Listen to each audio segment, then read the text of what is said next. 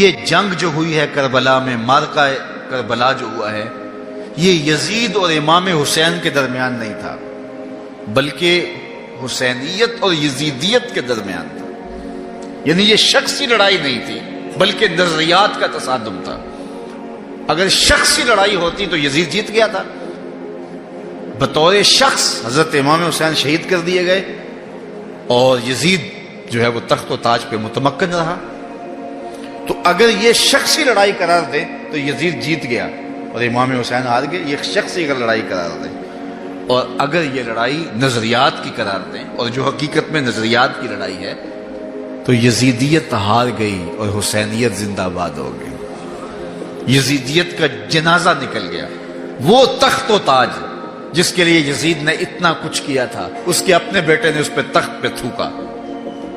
یزید کا بیٹا معاویہ بن یزید جب تخت نشین ہوا ہے تو وہ گھر سے باہر 6 ماہ نہیں نکلا، اس کا جنازہ ہی نکلا۔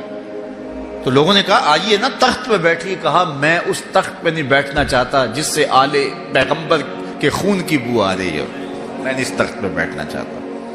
اور پھر اس کا تخت سمٹ گیا، اس کا نام مٹ گیا، کلنج کے مرض سے تڑپتا ہوا مرا اور انتہائی ذلت کی موت مرا، رسوا ہو گیا، اس کا نام بھی باقی نہیں ہے۔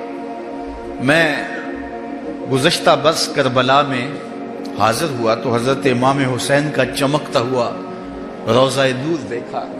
وہ لمحے بڑے دردناک تھے جب ہم کربلا میں پہنچے اور رات کا موقع تھا، تو ہمارے ڈرائیور نے کہا کہ یہ نہر فرات ہے، وہ نہر فرات جو چمکتی رہی اور جس کی لہریں اچھلتی رہیں، اور کربلا کا یہ مقدس قافلہ پیاسا رہا۔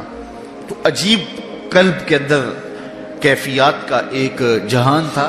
یہ تو امام حسین کا روضہ ہے نا، لیکن یزید کا نشان نہیں ملا۔ میں نے تاریخ کی کتب میں ڈھونڈا کہ یزید کی قبر کہاں ہے، تو مجھے تاریخ نے بتایا مزبلہ دمشق، دمشق کے اندر کوئی جگہ ہے جہاں لوگ کوڑا پھینکتے ہیں، تو اس کوڑے کے نیچے کہیں یزید کی قبر ہے۔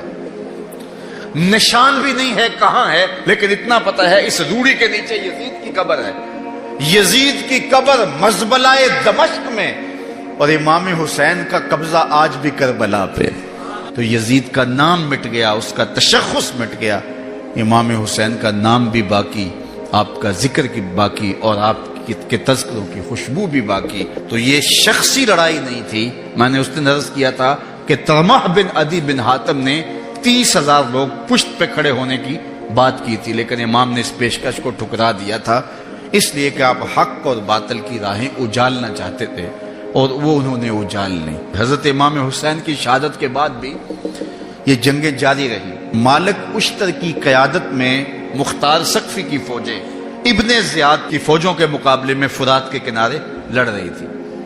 اللہ تعالیٰ نے فتح دے دی، ابن زیاد نے گھوڑے کو ایڑ لگائی اور میدان چھوڑ کے بھاگ گیا، باقی جو بھی قابو آتا اس کو پکڑ کے قتل کر دیا جاتا۔ خیر یہ لوگوں کی پہنچ سے بہت دور نکل گیا، لیکن اس کا جی گھبرا رہا تھا، پیاس کی شدت تھی، گھوڑا بھی ہانپ رہا تھا۔ تو یہ چلتے چلتے صحرا میں گیا تو وہاں اس نے دیکھا کہ ایک خیمہ ہے، تو سوچا کہ میں چلتے چلتے ان سے پانی کا گھونٹ مانگ لوں تاکہ اپنے جگر کی پیاس تو بجھا سکوں۔ تو اس نے گھوڑا کھڑا کیا اور ہانپتا ہوا اس نے پردہ اٹھایا، دیکھا تو خیمے میں امام زین العابدین قرآن کی تلاوت کر رہے تھے۔ تو جب اس نے دیکھا تو ایک دفعہ تو شرم سے پانی پانی ہو گیا، لیکن مرتا کیا نہ کرتا، پیاس کی شدت تھی، کہ حضرت پانی دیجئے۔ امام زین العابدین نے دیکھا اور پھر گھڑے سے کٹورا بھرا اور اس کے ہاتھ میں تھمایا، سمجھا کہ حضرت نے مجھے پہچانا نہیں، پانی پی لیا، شدت کی پیاس تھی، پھر مانگا، آپ نے پھر دیا، تیسری مرتبہ پھر مانگا، آپ نے پھر دیا۔